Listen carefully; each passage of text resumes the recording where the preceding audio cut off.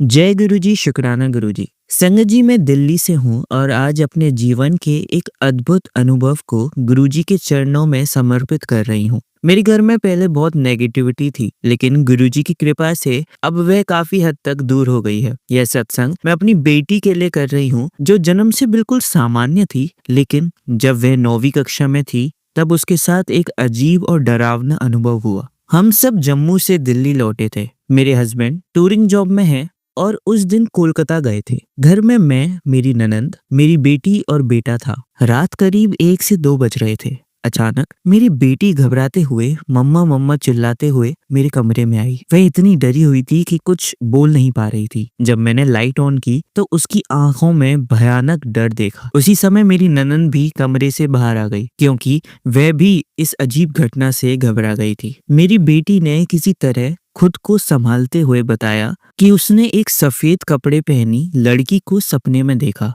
वह कह रही थी, जैसे मैं अनपढ़ रह गई हूँ वैसे तो मैं भी करूंगी। और फिर मेरी बेटी का नाम लेकर बोली, मैं फिर आऊंगी, मैं फिर आऊंगी। डर के मारे मेरी बेटी चिल्लाते हुए कमरे से बाहर भागी। उसे लगा कि जो लड़की उसे सपने में दिखी है वही पास में सोई हुई मेरी ननंद है। उस रात के बाद मेरी बेटी पूरी तरह बदल गई। वह बिना लाइट जलाए सो नहीं पाती, पढ़ाई में मन नहीं लगता और दिन भर बस बिस्तर पर पड़ी रहती थी। स्कूल भी धीरे धीरे जाना छोड़ दिया। हमने कई डॉक्टरों को दिखाया, साइकोलॉजिस्ट को दिखाया, कई मंदिरों में कई पीर बाबाओं को दिखाया, लेकिन पूरी तरह सुधार नहीं हुआ। गुरुजी की कृपा से अब वह पहले से थोड़ी बेहतर है, लेकिन गुरुजी से यही अरदास है कि मेरी बेटी पूरी तरह ठीक हो जाए और उसका मन शांत हो। आज गुरुजी ने मुझे चंदन टीके में ब्लेसिंग दी और उसमें चंद्रमा का आकार था। यह मेरे लिए बहुत बड़ा संकेत है कि गुरुजी मेरे साथ हैं और मेरी अरदास सुनी जा रही है।